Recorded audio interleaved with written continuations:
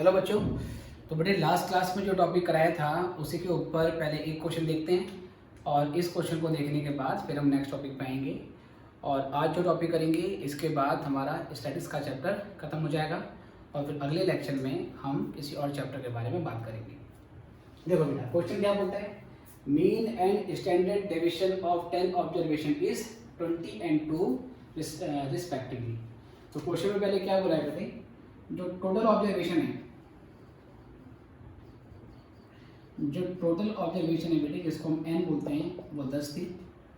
और इस क्वेश्चन में बोलता है जो इनकरेक्ट मीन है वो 20 है और जो इनकरेक्ट स्टैंडर्ड डेविएशन है वो 2 है।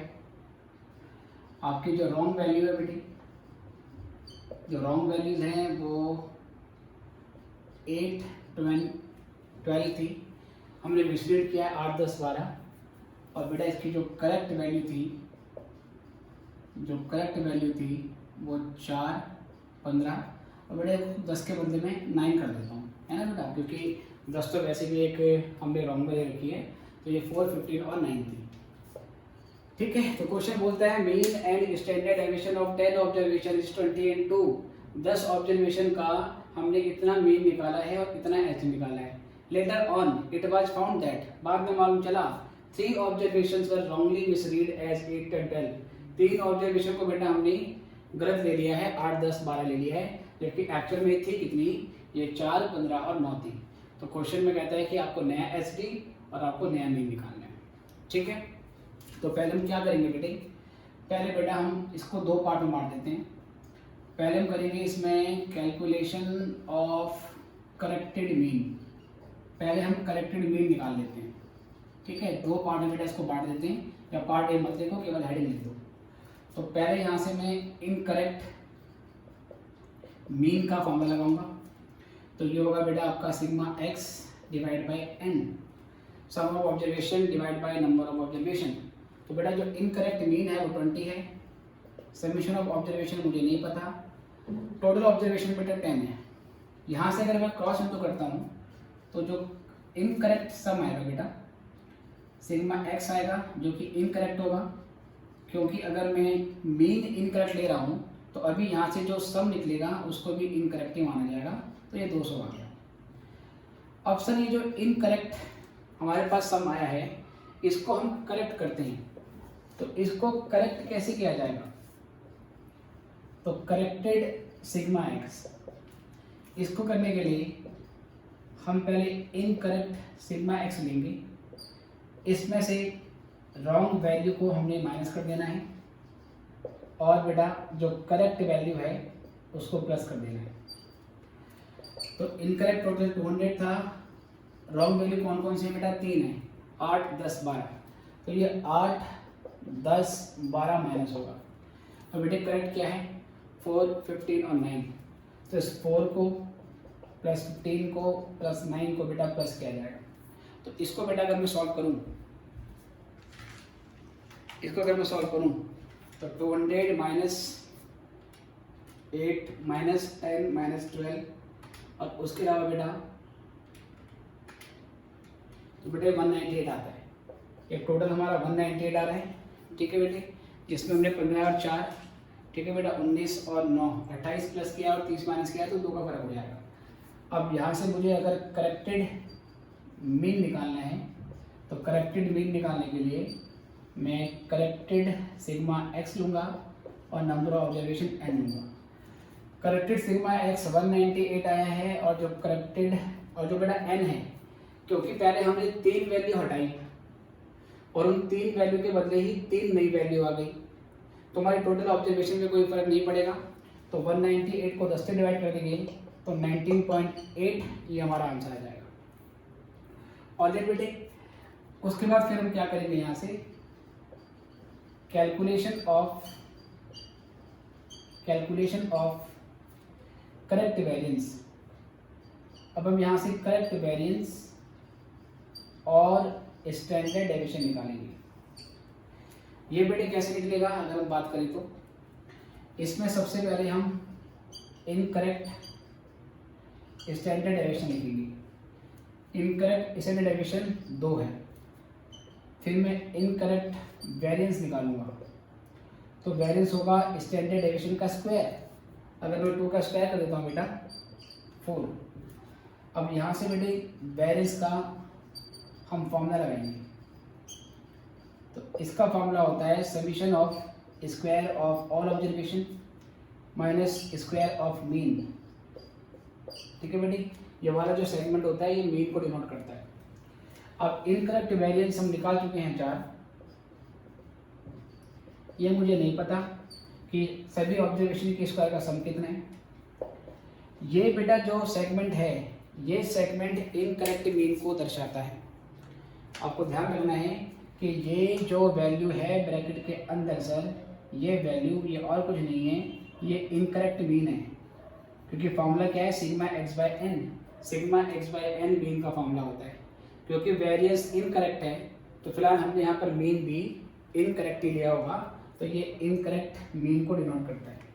तो मेरा जो इनकरेक्ट मीन था बेटा वो कितना था, इनकरेक्ट मीन मेरा 20 था, तो मैं सीधे यहाँ पर 20 का स्क्वायर कर देता हूँ।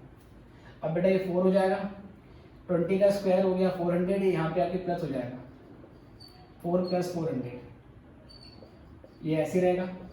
यहाँ से बेटा उसको प्लस कर लूँ, 4 + 400 404, 404 की 10 से इंटू कर देते हैं, तो sigma x square equal to 404, sigma x square equal to 404। ये बेटा यहाँ से हमारे पास वैल्यू आ गई है। अब बेटा ये जो मेरा टोटल यहाँ से निकलेगा ना, ये टोटल इनकरेक्ट होगा। इसको मैं incorrect summation of square of all observation बोलूँगा। इनकरेक्ट क्यों है, क्योंकि ये इनकरेक्ट वेरिएंस के वैल्यू लेके निकला है। अब मैं इस इनकरेक्ट को करेक्ट में कन्वर्ट करूँगा। Now corrected sigma x square, तो ये करेक्टेड सिग्मा स्क्वायर से कैसे मिलेगा, इसके लिए मैं क्या करूँगा, पहले बेटा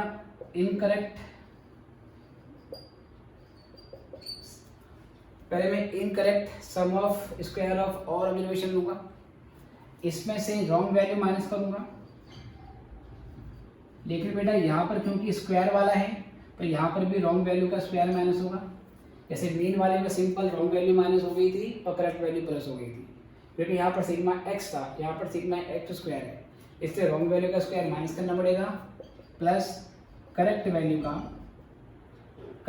का स्क्वायर प्लस करना पड़ेगा। तो बेटे इसके लिए हम क्या करेंगे, इसके लिए हम 404 में, ठीक है सर, 404 में बेटा 10 से भी तो इंटू होगी।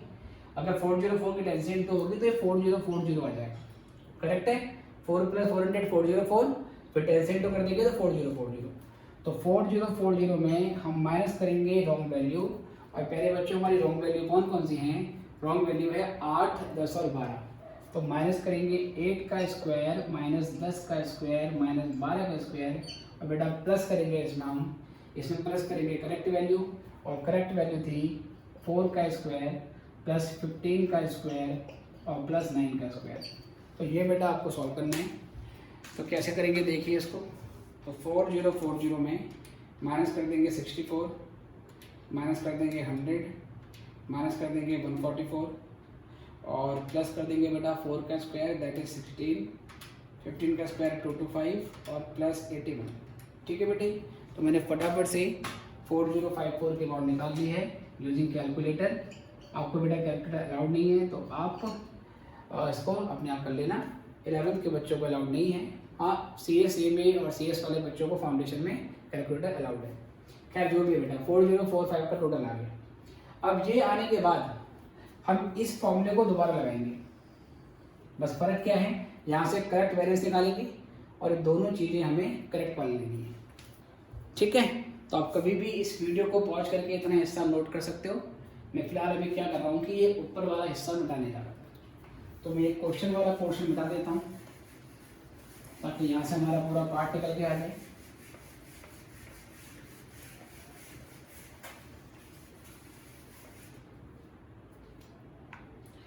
तो बेटा यहाँ से फिर क्या करेंगे हम, फाइनली अब निकालेंगे करेक्ट वेरिएंस।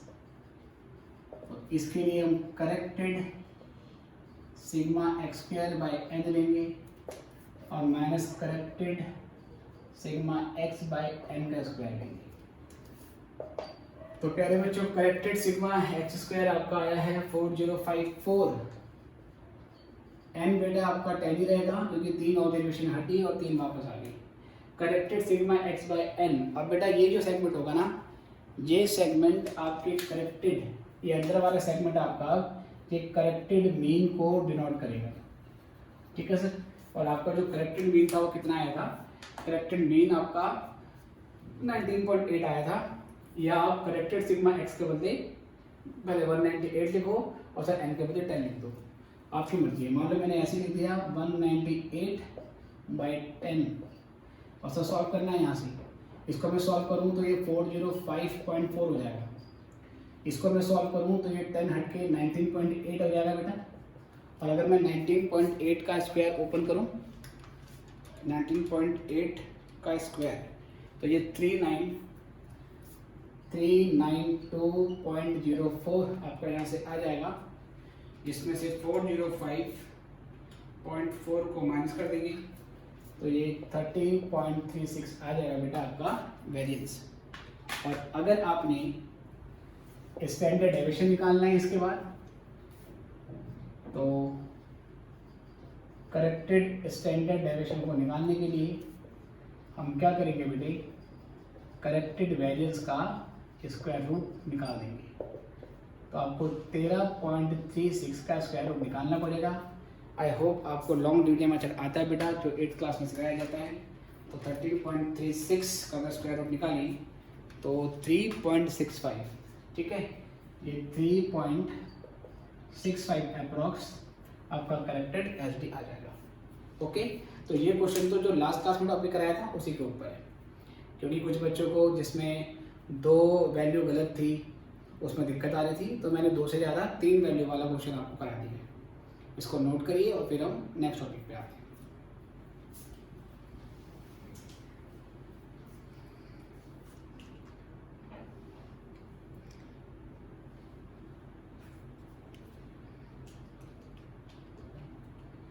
चलो बच्चों, आप कभी भी वीडियो को पॉज करके इसको नोट कर सकते हैं।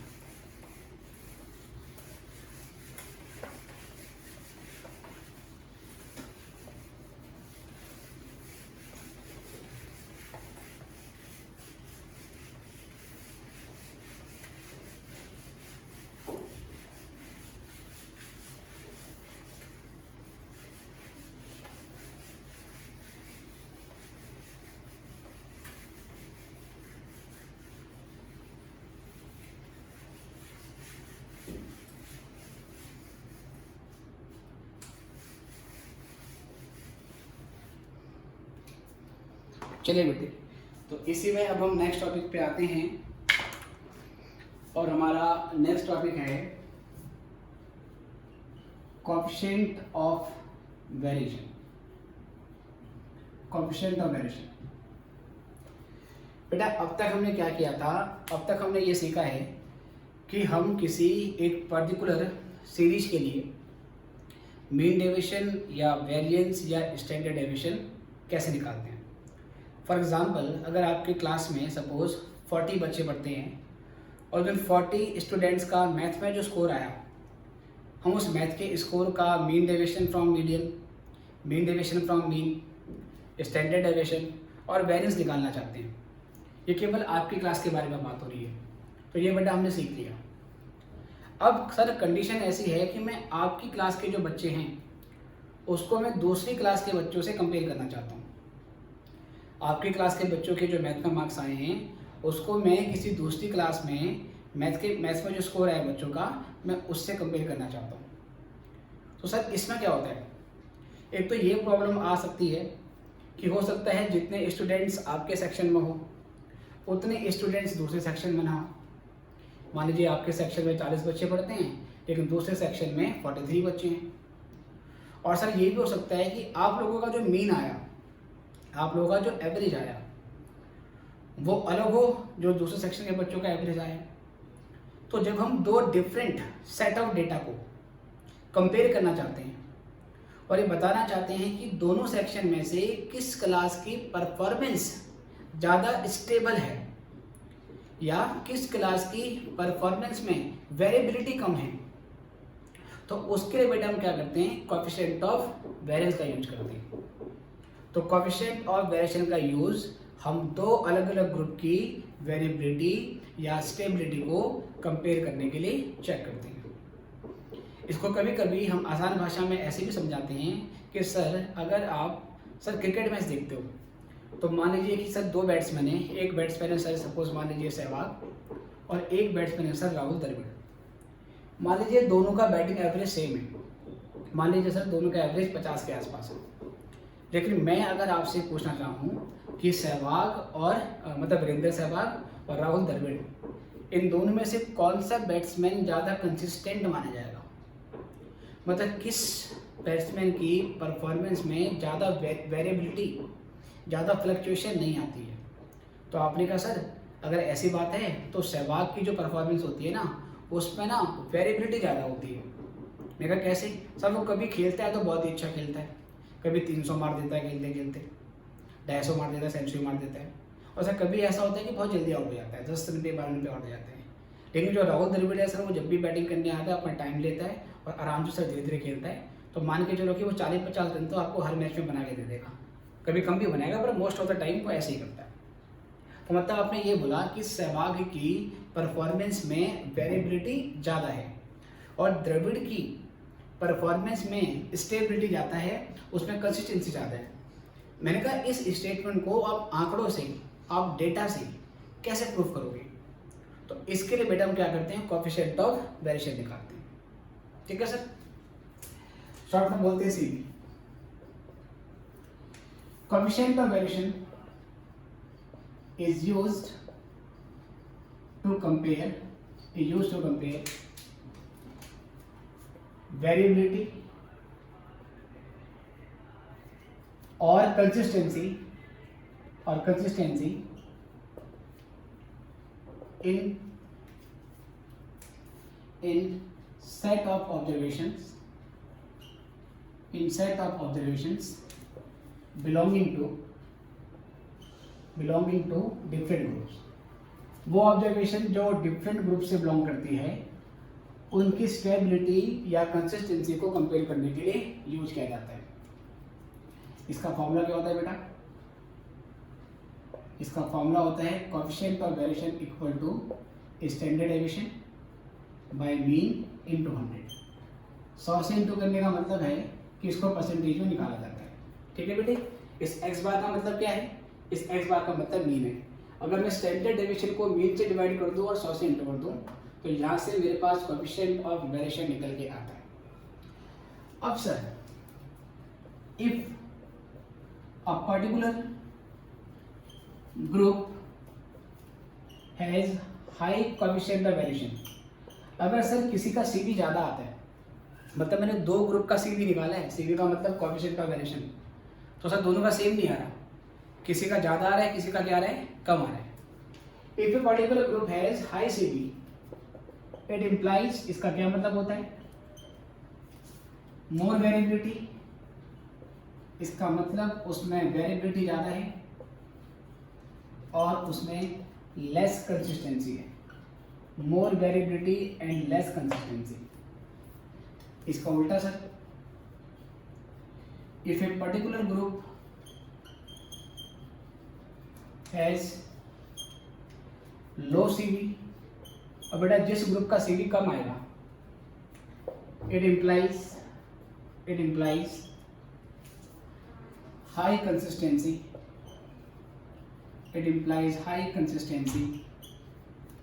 And less variability. तो ये मतलब होगा कि उसमें कंसिस्टेंसी ज़्यादा है और उसमें वेरिएबिलिटी कम है।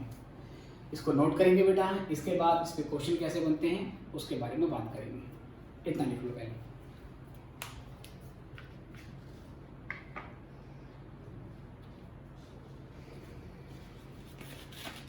ठीक है बच्चों, तो आप कभी भी इस वीडियो को पॉज करके नोट कर सकते हैं।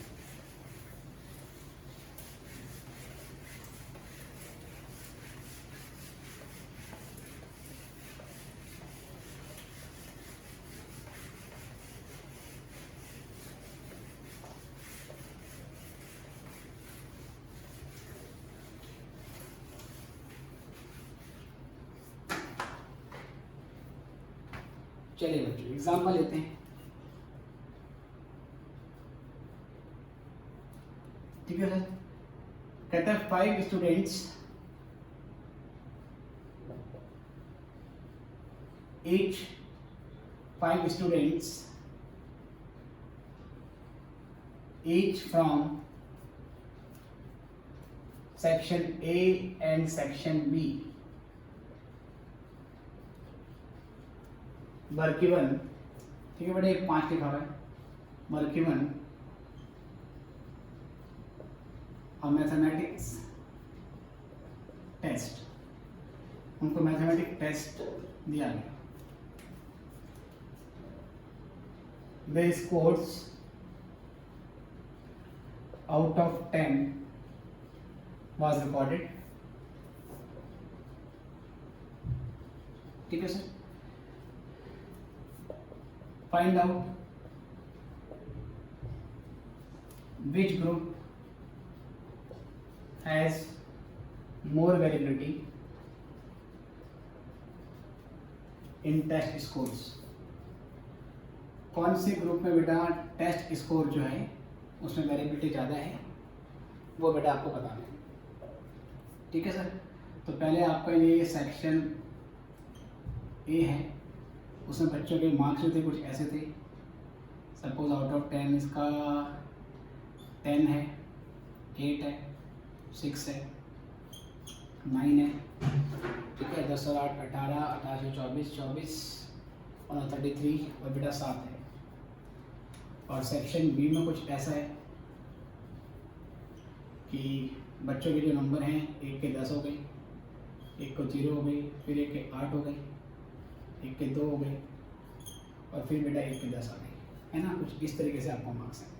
तो क्वेश्चन आपको ये बताना है किसके स्कोर में वेरिएबिलिटी ज़्यादा है और किसके स्कोर में सर बेसिकली वेरिएशन ज़्यादा है। तो बेटा किस तरीके से करेंगे, सबसे पहले हम क्या करेंगे, सपोज बेटा मैंने ये सेक्शन ए को पकड़ा, सेक्शन ए के मार्क्स को मैंने x लिया, तो 10, 8, 6, 9 और 7 आता है, ठीक है। तो इसका बेटा पहले मैंने निकाला टोटल सिग्मा x, तो 10 और 18, 8 18 और 6 24, 24 और 33 और 7 बेटा ये 40 आ गया, ठीक है। और एक सेक्शन बी है बेटी, सेक्शन बी को मैंने y मान लिया बेटी, ठीक है। या इसका पहले चलो मैं x मुझे निकालना है, क्या मुझे निकालना है, हर का सबका मीन निकालना है और एज निकालना है। तो पहले चलो मैं स्क्वायर निकाल लेता हूँ, तो ये हो जाएगा 100, ये हो जाएगा 64, ये हो जाएगा आपका 36 और ये हो जाएगा बेटा आपका 81, ठीक है। और ये हो जाएगा बेटा आपका सपोज मान लीजिए से 49।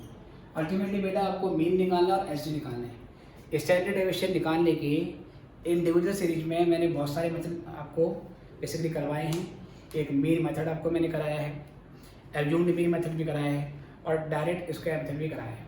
आप किसी भी फॉर्मूले से स्टैंडर्ड डेविएशन निकाल सकते हो, मैं डायरेक्ट स्क्वायर वाले मेथड से कर रहा हूँ, ठीक है।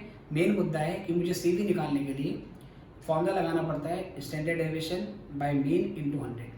तो मुझे सेक्शन ए का भी मीन और एच निकालना पड़ेगा और फिर सेक्शन बी का भी मीन और एच निकालना पड़ेगा। अगर बेटा मैं इसका टोटल करूं तो सिग्मा एक्स स्क्वायर, तो इसका जो टोटल होगा प्यारे बच्चों वो कुछ ऐसे आता है 100 प्लस 64 प्लस 36 प्लस 81 प्लस 49 और बेटा प्लस करने के बाद 330 का टोटल यहाँ से आ जाएगा, ठीक है। अगर बेटा मैं इसका मीन निकालूं, x का क्या मीन आया, तो सिग्मा x बाई n, तो 40 बाई क्या है बेटा इसका से 5, क्योंकि 5 ऑब्जर्वेशन है, 8 इसका मीन आता है। और मैं अगर सर इसका वेरिएंस निकालूं, वेरिएंस ऑफ x है ना, वेरिएंस को बेटा शॉर्ट में ऐसे लिखते हैं अगर आपको याद हो तो, ये साइन लगाते हैं बेटा, ये भी सिग्मा ही होता है बट इसको स्मॉल सिग्मा बोलते हैं। इसका फॉर्मूला होगा sigma x square by n minus sigma x by n का स्क्वायर। तो जो सिग्मा एक्स स्क्वायर है बेटा वो 330 है, एन आपका 5 है, सिग्मा एक्स 40 बाई 5 का स्क्वायर। इसको सॉल्व करेंगे तो 5 6 30, 5 6 30 और सर ये हो जाएगा 64, ये हो जाएगा 2। और सर अगर मुझे इसका एच डी निकालना है बेटा तो ये डिनोट करता है एच डी को, दिस इज स्टैंडर्ड डेविएशन। ये होता है बेटा वेरिएंस का स्क्वायर रूट, है ना सर, ये हो जाएगा वेरिएंस का स्क्वायर रूट। तो बेटे वेरिएंस कितना है हमारा 2 आया है, तो 2 का स्क्वायर रूट 1.41। अब बेटा मैं सर इसके बाद इसका सी भी निकालूंगा, coefficient of variation for section A. तो फॉर्मूला है standard deviation by mean into 100। इसका एस डी आया है 1.41, मीन आया बेटा 8 और इनटू कर देंगे 100 से। इसको सॉल्व करेंगे बेटी, अगर डेसिमल में आएगा तो आपको पॉइंट के बाद कम से कम 2 नंबर निकालने हैं। तो 1.41 डिवाइड बाय 8 मल्टीप्लाइड बाय 100, तो बेटा ये आता है 17.625, ठीक है, 17.625% ये आता है। सेम चीज़ बेटे सेम चीज़ अब मैं सेक्शन बी के लिए करूँगा। अगर मैं यहीं पे कर दूँ, यहाँ पे सेक्शन बी लिखूँ और सेक्शन बी के लिए बेटा वाई मानता है इसको मैंने डेटा को, तो 10 0 और 8 2 और फिर ये 10। तो बेटा अगर मैं इसका स्क्वायर निकालता हूँ तो 100 0 64 4 और 100। इसका अगर मैं टोटल निकाला जिसको मैं सिग्मा वाई लेता हूँ तो 10 18 20 और ये 30 आ रहा है। और यहाँ बेटा क्या है, सपोज मान लीजिए पाई स्क्वायर जो है सिग्मा वाई स्क्वायर, इसका निकालेंगे तो 100 और 100 200 260 268 268 आ जाएगा, ठीक है। इसका टोटल आ रहा है 268। तो 100 64 4 और 100 ये हमारा यहाँ से आ गया है, ठीक है, 200 268। अब बेटा मैं अगर y के लिए y का मीन निकालूँ तो सिग्मा y बाई n, तो 268 बाई 5। अगर मैं 268 को डिवाइड करता हूँ 5 से तो 268 डिवाइड बाई 5 53.6 आएगा बेटा हमारा यहाँ से, ठीक है। इसका मीन हमारा कितना आ रहा है बेटा, इसका मीन हमारा नो बेटा ये तो बेटा 30 है ना, इसका मीन 6 आएगा बेटा, 30 बाई 5 6 आएगा, राइट। और जब मैं बेटा वेरिएंस निकालूंगा, ठीक है, ये आपका सिंबल है वेरिएंस का, वेरिएंस ऑफ बाई सीरीज, तो ये sigma y square by n minus sigma y by n का स्क्वायर, तो it is 268 by 5 minus 30 by 5 का स्क्वायर। अब अगर सॉल्व करें इसको हम तो 268 डिवाइड बाई 5 53.6, इट इज 53.6 और माइनस करेंगे बेटा 6 का स्क्वायर 36, तो माइनस 36 मेक्स इट 17.6। अब बेटा अगर मैं निकालना चाहता हूँ स्टैंडर्ड डेविएशन, ठीक है, ये बेटा निकालेंगे स्टैंडर्ड डेविएशन, इसको सिग्मा वाई लिख देंगे ऐसे, ये स्टैंडर्ड डेविएशन है, तो ये बन जाएगा वेरिएंस का स्क्वायर रूट। तो 17.6 का अगर मैं स्क्वायर रूट निकालूँ तो 17.6 का रूट निकालने के बाद मेरा ये 4.195 का आंसर आएगा।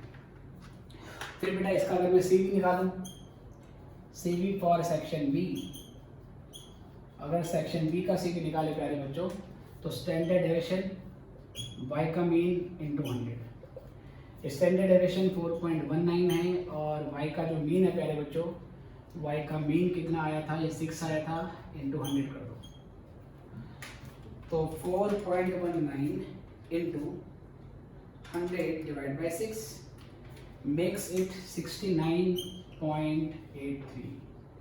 तो बेटा इसका आंसर 69.83% आ रहा है। अब हमने क्या करना है प्यारे बच्चों, हम इसको और इसको कंपेयर करेंगे। मैंने क्या बताया था, जिसका CV ज़्यादा आएगा उसमें वेरिएबिलिटी ज़्यादा है, कंसिस्टेंसी कम है, ठीक है sir.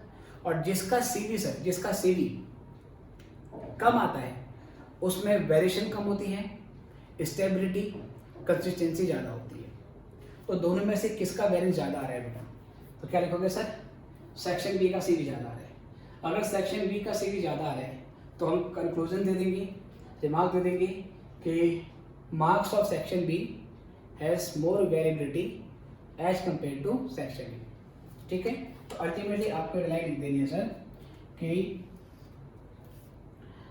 Marks of students of section B has more variability as compared to students of section A। ठीक है बेटी, तो ये इस तरीके का आपका टॉपिक है। आई होप आपके समझ में आ गया होगा। और सीवी का यूज़ बेसिकली दो सेट ऑफ डेटा में वेरिएबिलिटी को ही यूज करने के लिए किया जाता है या कंसिस्टेंसी को यूज करने के लिए किया जाता है। इसका यूज़ प्रैक्टिकल लाइफ में बेटा शेयर मार्केट में किया जाता है। जैसे अलग अलग कंपनी होती है तो हर कंपनी का मीन एवरेज रिटर्न अलग अलग होता है और हर कंपनी का जो स्टैंडर्ड डेविएशन है, मतलब जो रिस्क है सर, वो भी क्या होता है, अलग अलग होता है। स्टैंडर्ड डेविएशन दिखाता है किसको सर, स्प्रेडनेस को, डिस्पर्सन को। तो जिसकी परफॉर्मेंस में जितना ज़्यादा डिस्पर्सन होगा मतलब उसकी परफॉर्मेंस उतना ज़्यादा वॉलेटाइल है और क्या है सर, उतना ज़्यादा फ्लक्चुएट कर रही है। और जिसकी परफॉर्मेंस जितनी ज़्यादा फ्लक्चुएट करेगी उसको उतना ज़्यादा क्या करोगे बेटा, उसको उतना ज़्यादा रिस्क मानते हो। जैसे मान लीजिए कि अगर आपके पापा आपको स्कूल छोड़ने के लिए गाड़ी से लेके जाते हैं, गाड़ी बेटा कभी तो बहुत स्मूथ चलती है और कभी बिल्कुल भी नहीं चलती, और सर कभी ऐसा होगा कि धक्का लगा के चल जाती है। तो इस गाड़ी की परफॉर्मेंस में वेरिएबिलिटी ज़्यादा है, रिस्क ज़्यादा है। आपका स्कूल कभी स्कप भी हो सकता है। सर एक दूसरी गाड़ी है जिसमें सर मोर और लेस सेम परफॉर्मेंस देती है, किसी तरीके का कोई दिक्कत नहीं आता, उसमें रिस्क क्या हो जाता है बेटा, रिस्क कम होने लगता है। तो शेयर मार्केट में अलग अलग कंपनी के शेयर्स होते हैं। आप अगर उनको आपस में कंपेयर करना चाहते हो कि किस कंपनी की परफॉर्मेंस में वेरिएबिलिटी कम है या कंसिस्टेंसी ज़्यादा है, सो दैट आपको मालूम चले कि किस में रिस्क ज़्यादा है और मुझे कौन सी कंपनी के शेयर्स को अवॉइड करना चाहिए या कौन से शेयर्स में इन्वेस्ट करना चाहिए, तो उसके लिए इस कंसेप्ट का यूज किया जाता है। ठीक है बेटा, अभी के लिए इतना ही, और एक वीडियो और बनाएंगे जिसमें हम कोएफिशिएंट ऑफ वेरिएंस को डिस्क्रीट सीरीज में और कंटिन्यूस सीरीज में डिस्कस करेंगे। अभी ये बताया था कि अगर दो इंडिविजुअल सीरीज आपको दे रखी हो, ठीक है सर, ये दोनों सीरीज कौन सी हैं, एक इंडिविजुअल सीरीज है, एक एक्स के लिए सेक्शन ए के लिए और एक सेक्शन वाई के लिए। अगले लेक्चर में हम डिस्क्रीट में और कंटिन्यूस में सीवी कैसे निकालते हैं उसके बारे में बात करेंगे और फिर आपके चैप्टर को फिनिश किया जाएगा। ठीक है, अभी के लिए इतना ही, इसको नोट करें और फिर मिलेंगे आपसे नेक्स्ट क्लास में। Good bye.